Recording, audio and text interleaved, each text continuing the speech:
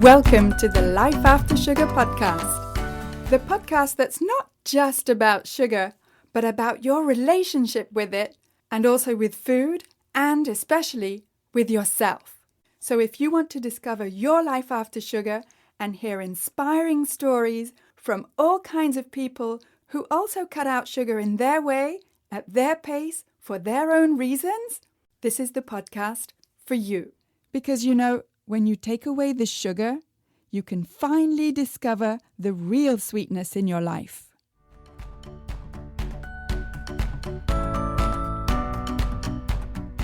I'm your host, Netta Gorman, and in today's podcast episode, I'm talking with Dorothy Holtermann, who's a holistic nutrition counselor and the author of the book, Love Food That Loves You Back. And just before we get into our chat together, I'd like to invite you over to my website, aftersugarclub.com, to find out more about living a sugar-free life happily long-term. You can find videos there about what to eat and also about gut health and the importance of including fermented foods in your diet. You can also download my simple guide to getting more energy with less sugar, as well as get more information about the 6-week Life After Sugar program. And you'll find all of the podcast episodes there on aftersugarclub.com/podcast. If you download either my simple guide or my 5 tips to getting help with cravings, you'll get practical tips and help to live your life after sugar, whether you're just starting out or well on the way. So let's get started with my chat with Dorothy Holtermann, who received her training as a health coach from the Institute for Integrative Nutrition. She has extensive knowledge in holistic nutrition, health coaching, and preventative health. And here she is telling about her own health challenges and how she overcame them. Dorothy, great to meet you, great to see you. Can you tell us a little bit about your experience with sugar, your life before you gave up sugar? Sure. So 15 years ago now, I was 5'1" and 230 pounds. I had a doctor visit that, to his credit, he said, I don't have any more organs I can remove from you, and I don't have any more prescription drugs that can help you. And if you want to live out your lifespan, you have to make some serious changes. But when I asked him what changes do I need to make, he handed me a calorie book. And I was smart enough to know that it was not that simple. So I did get a health coach, and it was the best thing that I ever did. She was from the Institute of Integrative Nutrition, and I winded up a few years later going to that school myself. And one of the first issues that we looked at was sugar. And how much sugar were you consuming at that time that you were at that weight for your height? I would say that I was not consuming that much pure sugar, i.e. the white stuff in the box. I mean, I knew enough to know that that was not very good, but maybe a few teaspoons a day. But what I was doing was having a lot of processed foods. I'm Italian by heritage, and I was having a lot of pasta, a lot of breads. There was a period where fat became the devil incarnate. So I had switched a lot of my cakes to be low fat, and not realizing they were low fat, but they were higher in sugar. So a lot of sugar was getting into my bloodstream. I also didn't understand that I had a very high fruit consumption. I loved a lot of tropical fruits. So all in all, I didn't realize just how much glucose, and in all of its forms, fructose, whatever, was actually coursing through my bloodstream, spiking glucose all through the day. I also did not exercise, so that leads to a lot more glucose dysregulation. And I had an enormous amount of stress going on in my life. I had just found out I had a daughter with cystic fibrosis. That was a genetic disorder. And I was running two businesses. And we lived across the street from the World Trade Center, 9/11. So we were displaced. My law practice was there. My kids went to school there. So all in all, there was a lot of whole systemic dysregulation going on. Sugar was one piece of that puzzle. It was an important piece, though. Yes, I can see that. And when you went to see your doctor, the doctor that said, I can't really do anything more for you, did he at any time ask you, what you were eating or whether you were eating a high amount? Not once. Not once? Not once. Not once. And he had removed my gallbladder. I had long since lost my appendix and my tonsils. And he knew I had high stress. So he had put me on serotonin uptake drugs. I gained more weight when I went on them. And he gave me Ambien to sleep. I gained more weight. So everything he was doing was actually making me sicker in his genuine attempt to help me. Yes. I mean, they're actually, as far as I know, kind of regular doctors are not necessarily trained in nutrition anyway. So they don't necessarily think of what you eat as being a factor. Well, the funny end of that story is you can jump 5 years later, and on a regular basis, when they would test my glucose, my fasting glucose went from around 120 to 80. And I remember the nurse saying to me, "Do you need a cookie?" She thought that was like dangerous. I said, "No, actually, it's good. That's what it's supposed to be."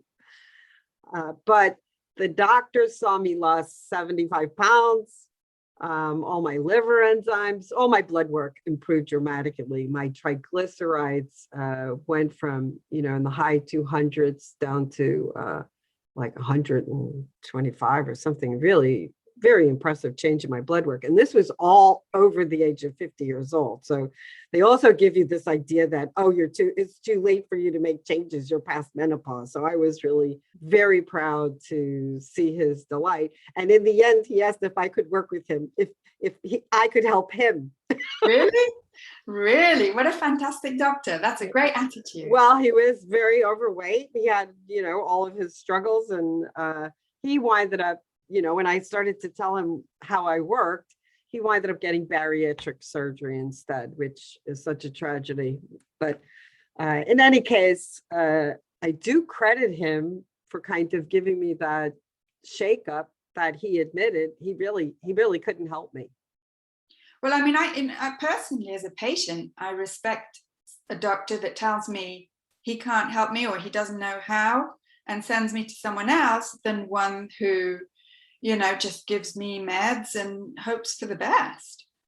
Yeah.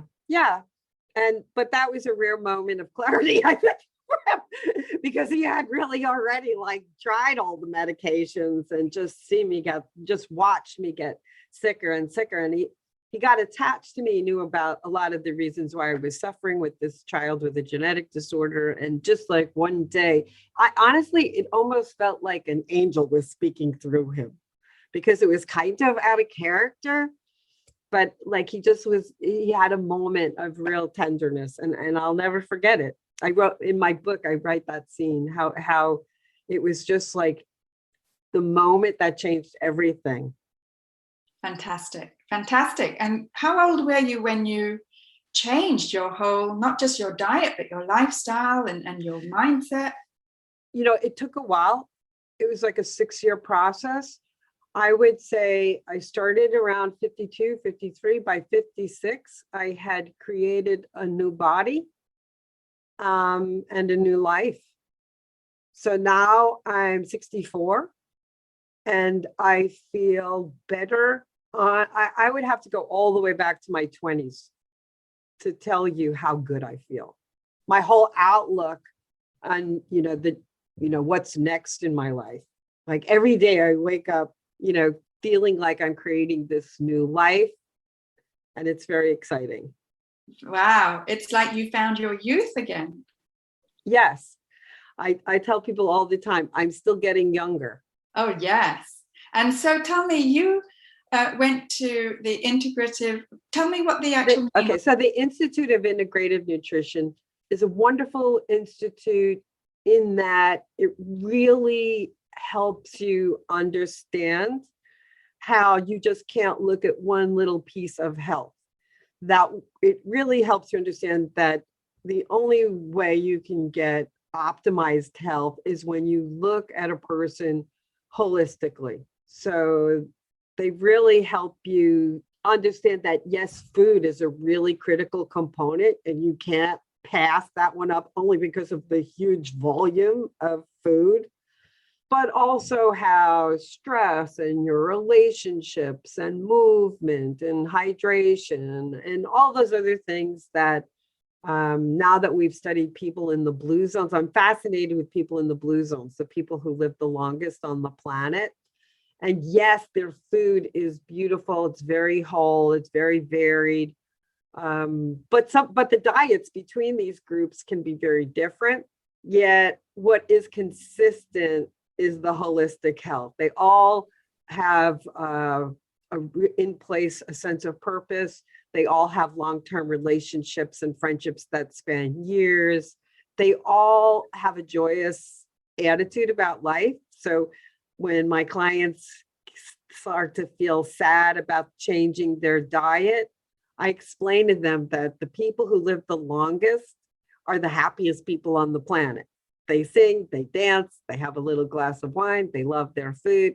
And the ideal way to modify your diet is in a way that you personally are going to find really joyous. And if that was the name of my book, Love Food That Loves You Back, it's understanding that, eating healthy food is not a punishment. Eating healthy food is a birthright.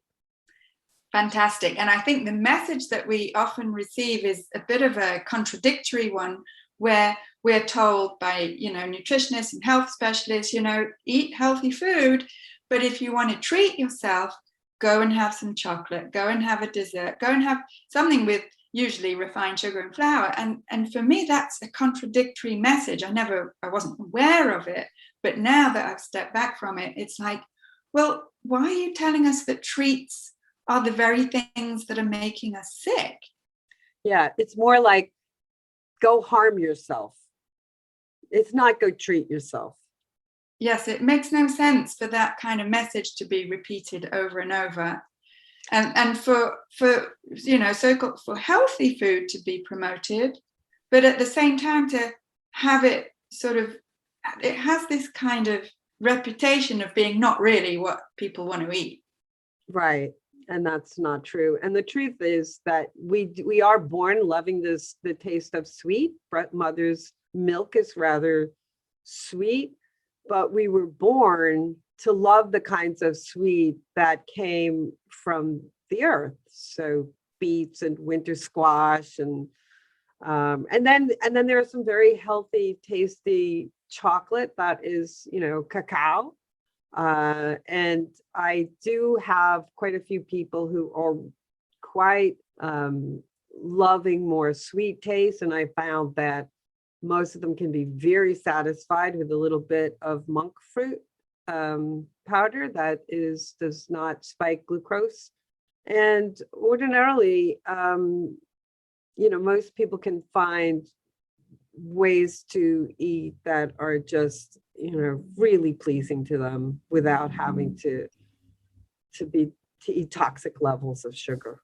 Yes, yes. And for you personally, did you find that your relationship with sugar and you know, the pasta and the breads and everything, did that relationship with those kinds of foods, because they'd been part of your life for so long, did that relationship change at all? It changed enormously. I don't, there are some foods, heritage foods, that I do still enjoy upon occasion. I happen to be a real pizza lover. That one is a really hard thing for me. So I do indulge in a slice of pizza, you know, once or twice a month, but I eat it very differently. I can't just sit and eat pizza. So if I have pizza, I put, you know, spring greens on top. I'll saute some broccoli rabe. I may make an artichoke. So pizza becomes like this very small portion of what's going into my body. So I know that the refined carbohydrate aspect of it will not spike my glucose. I know that the small amounts of fresh mozzarella cheese will not clog up my lymph system. And I know that all of those greens that are, you know, that I'm eating simultaneously will help tamper any kind of inflammation. Now, to me, that is like a treat. I don't do that often, but when I do, I really enjoy it, and I don't feel sick after.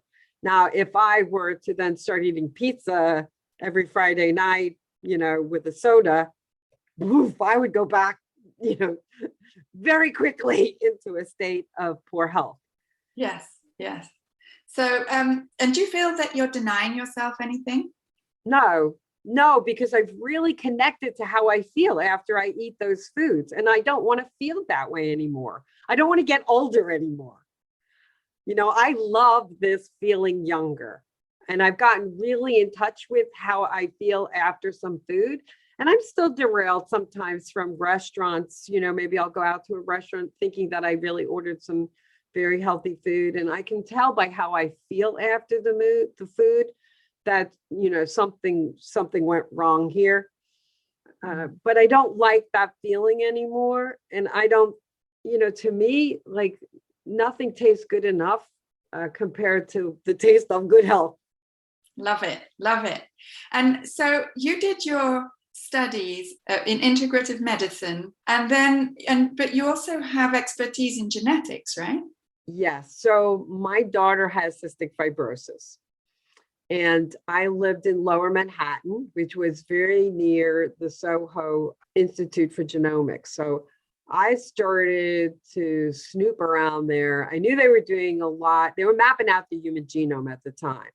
And of course, I was hoping for some simple solution to for cystic fibrosis, and had to wait, and did get my reward this summer, which I'll share at the end. But you know, really what they were studying was trying to find variants in our genes that could explain why one size fits all doesn't work insofar as solutions. And what I just, how I approached my daughter's health long before I actually addressed my own was just to optimize her whole foods and absolutely get her off of sugar. I saw the difference in her condition would rapidly decline when she ate sugar. So there was no candy in my house. And I also saw milk was very, very poor food for her. And yet her doctors pushed taking the children to McDonald's, getting them milkshakes, the exact opposite of what I could see clinically happen to her when she did eat like that, when she went to a friend's house or whatever. But it did lead me to continually study what happens in the human body when people eat those foods. And there was always this strange, you know, I could see the differences in, like, my niece could eat the same food as my daughter. My daughter would fall apart. My niece would still be robust and fine. And when it came down to studying those different genetic variations, we really couldn't use it in any practical way until around 2016. I had already been a holistic health coach for 3 years. And when I was able to literally gain access to people's individual genome and see what genetic variations they had, I was able to change the effectiveness of my work from maybe having to work with people 6 months to see some really dramatic improvements to now it only takes me about 3 months. Wow, that's an amazing improvement. It is, and it's because it's quicker and faster, it's so much easier for people to comply. And because they see, I share with them the different genetic variations they have, the different nutritional needs they have, compliance is so much better because they really kind of, their brain can cope with it better when they understand the why. And there are serious reasons, underlying genetic reasons why some people are much more prone to diabetes than others, because we do have big variations on how we metabolize glucose. Because we're not all the same. I mean, I ate loads of sugar and I was nowhere near having diabetes or being overweight. Life's unfair like that, but I did have other health issues that other people didn't have. But still, the bottom line is we're not all the same. And as you say, a one size fits all approach. How can that even work? And the interesting thing is, so I could have somebody who comes to me, they're pre-diabetic. And of course, in the beginning, I want to shoot right to the reports on glucose. And I may find 1 or 2 things there. But if I don't look at some of the other variations, like how particularly, then I always look at how do they handle stress? How do they metabolize stress and stress neurotransmitters?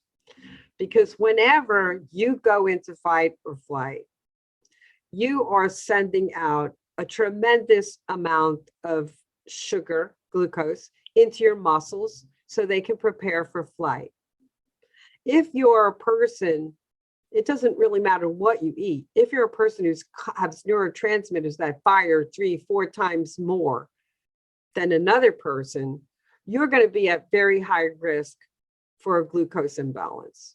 Now, if you also have the processing, like a pancreatic issue with how you metabolize insulin, or an issue with how you metabolize glucose, and you're under stress, then you've got another count against you. So I had all of that, and then I found out I had this FTO gene. It's called the fatso gene, not so lovingly. And we have literally only recently understood that. It used to just be, we didn't understand why we had problems regulating our appetite. And there was always a joke, seafood, eat food. Oh, I'm on the seafood diet. And I would always be one of the people that we would just say, eat for Thanksgiving, everything. But if somebody came with a chocolate cake, my husband would be like, oh, I can't have a bite. And I look at the cake and go, well, maybe I can have a small piece.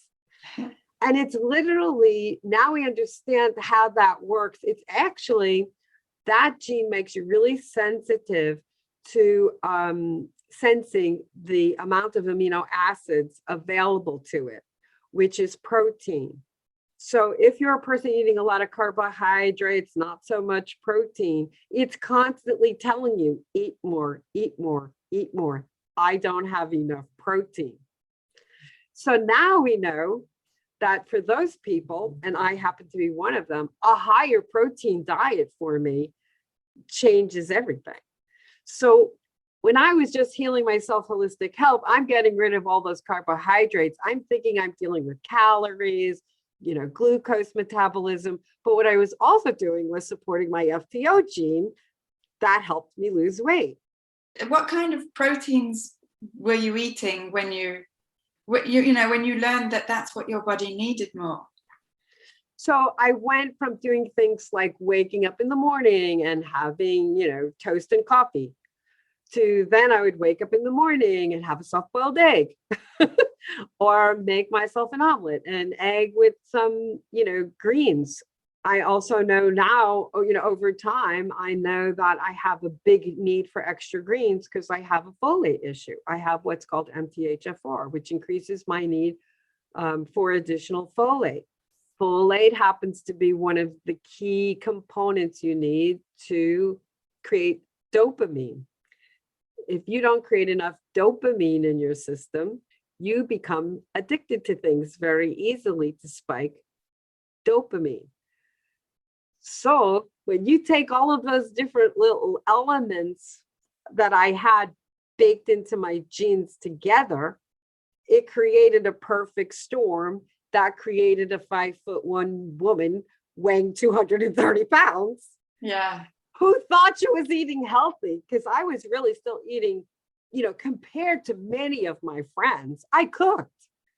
I made fresh food. I cooked. I bought my, food at Balducci's. I mean, I was a foodie, but I also would have sworn to you when I went to my health coach, I said to her, something's really wrong with me and it has nothing to do with food. We have to figure it out. She'd be like, okay, well, you weigh 230 pounds. It might have something to do with food. But I was convinced that I was eating really healthy. Yeah. And it was to do with food, but it wasn't necessarily what you thought it was. It was not necessarily what I thought it was. And it was something that, so I stumbled on good health using good holistic health principles, and most people can do the same. But I have refined it, understanding the genes that are impacted for the food. And my specific little grouping of genes helps me to have a more ideal pathway to health and youth, ongoing youth. Yeah, you're the fountain of youth personified. Having said that, I still need to watch my weight, because that FTO gene, even with the extra protein, is trigger happy when it triggers appetite, ghrelin. It dysregulates very easily. So I have to watch not to be too busy, because my prefrontal cortex still needs to be a little alert.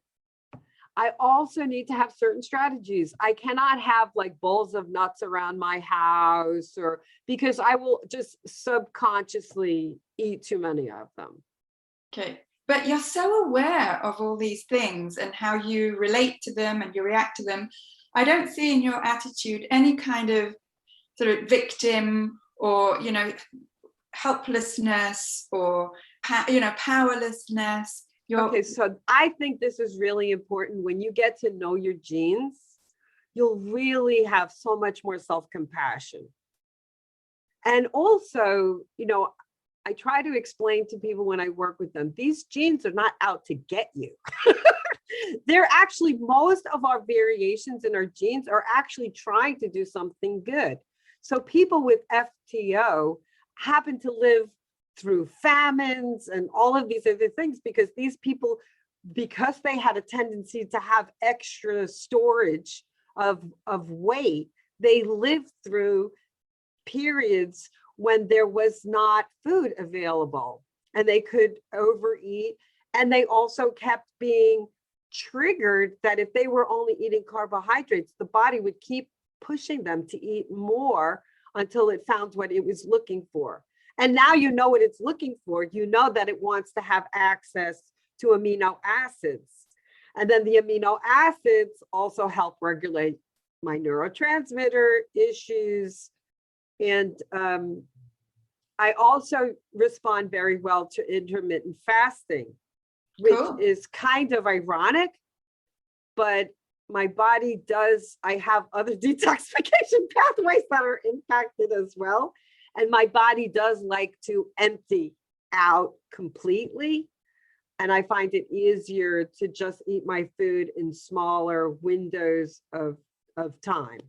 Okay. And I just find it amazing that you know all these things. It's not just intellectually, it's you have applied them to your own well-being. And here you are in front of me looking and speaking like you're 20 years old again.